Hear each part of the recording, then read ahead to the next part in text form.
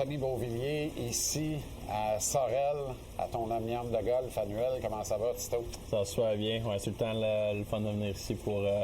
c'est une journée qu'on attend tout le temps avec impatience. Il paraît qu'il va y avoir des éclaircies, je vous le souhaite. Moi, je regarde en haut, là, le monde me dit à 10 heures, il fait beau. J'espère. Ouais, ça n'a pas l'air à ça, mais j'espère aussi.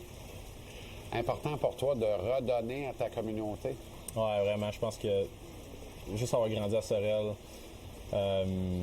c'est tellement des beaux souvenirs d'ici, puis de redonner à la communauté, que ce soit les jeunes ou même les plus vieux. Je pense que c'est important, puis je dois vraiment beaucoup à cette ville-là. Fait que c'est toujours le fun de revenir à chaque année.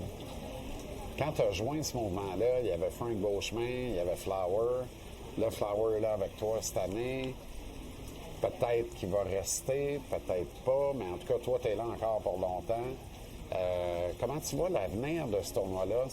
Pour toi, c'est essentiel. On n'arrête pas ça, puis on fait notre part. Ouais, ben comme j'ai dit, c'est vraiment une belle journée. Je pense que ce soit nous, les coprésidents d'honneur ou les gens en général, c'est vraiment une belle journée pour tout le monde, puis on l'attend avec impatience. Puis, tu sais, François est encore dans le tournoi. Je pense pas que c'est une belle journée pour Marc-André aussi. J'espère qu'il va continuer à rester pour les années à suivre.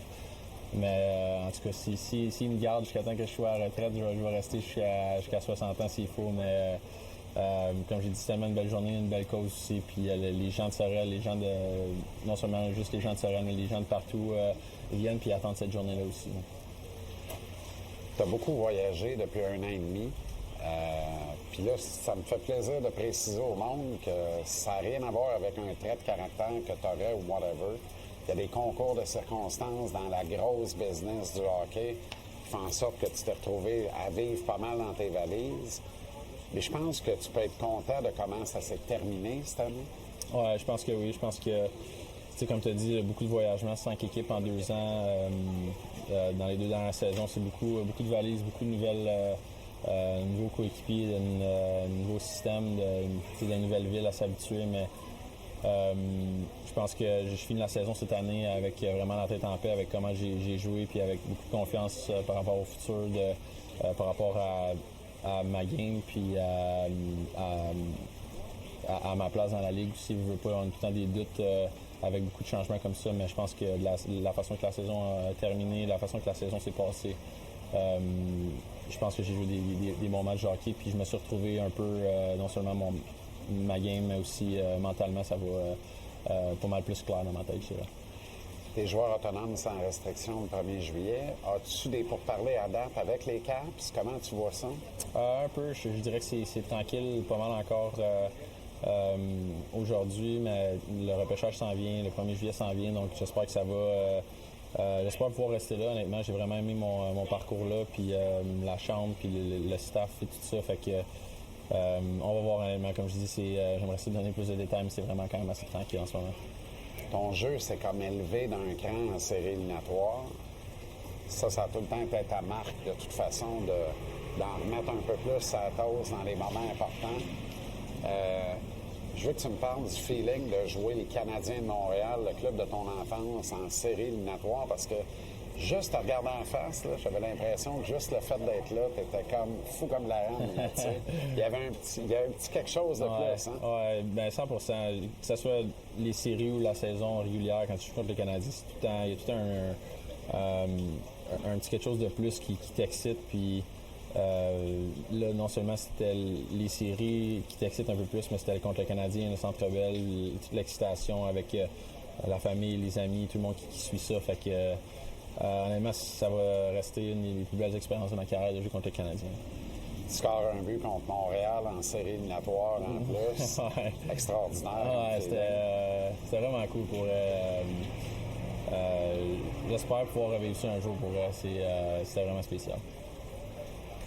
Tu as joué quand même, tu sais, il y a un bon côté dans les valises des 2 dernières saisons, là, parce que tu as pu croiser des joueurs extraordinaires. On va commencer par la fin, on va commencer par Ovi.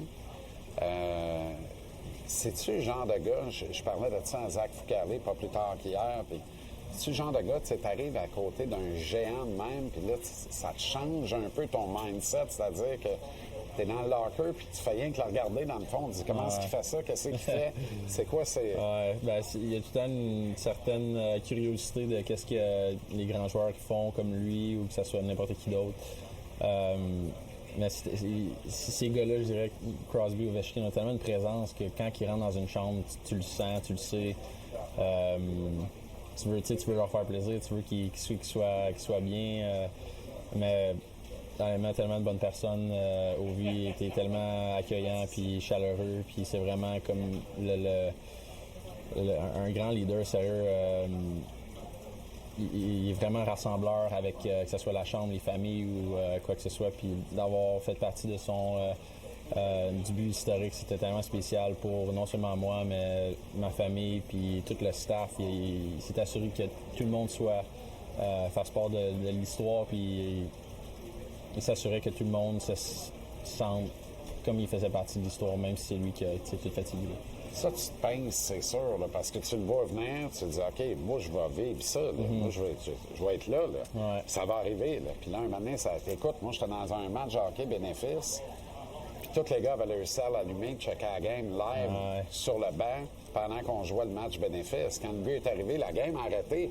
Tout le monde a regardé la célébration. Toi, t'es là, t'es dans le mix, là. C'est incroyable. Ah, c'est fou, tu sais, c'est des genres de situations que j'ai vécu, que j'apprécie, mais que je vais apprécier encore bien plus dans 10-20 ans, quand que je vais pouvoir en parler et me vanter de ça un peu.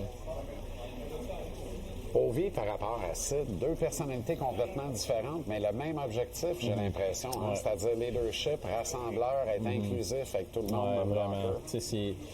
C'est là que tu vois qu'est-ce qui est bon pour un n'est pas nécessairement bon pour l'autre, puis d'avoir du succès, chacun a leur façon de faire, puis honnêtement, je me sens vraiment privilégié d'avoir côtoyé ces deux gars-là, puis d'apprendre, comme tu as dit, d'être curieux, de voir qu'est-ce qu'ils font jour après jour, de comment ils se préparent, de qu'est-ce qu'ils font, quand, les choses qu'ils disent à certains moments, puis tout ça. Fait que, honnêtement, ça a été vraiment une saison que, comme j'ai dit, que présentement j'apprécie, mais dans 10-20 ans, je vais apprécier encore plus de pouvoir dire que j'ai joué avec ces deux gars-là. Tu as eu la chance de côtoyer un tout jeune Connor Bedard aussi. J'imagine que ça, c'est un autre feeling complètement, là, parce que lui, il arrive, il est encore un peu à la découverte de ça.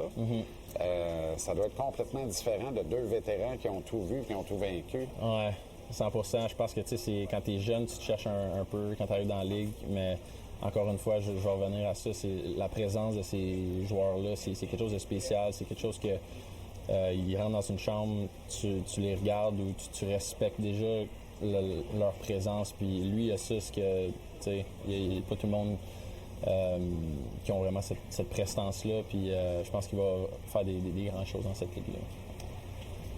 1er juillet arrive, une journée comme une autre. Mon téléphone sonne, mon agent appelle. Tito, le Canadien vient de faire un offre. Tu veux-tu savoir combien? Tu veux-tu savoir combien d'années? Ou tu fais juste dire, hey, dis oui, c'est tout?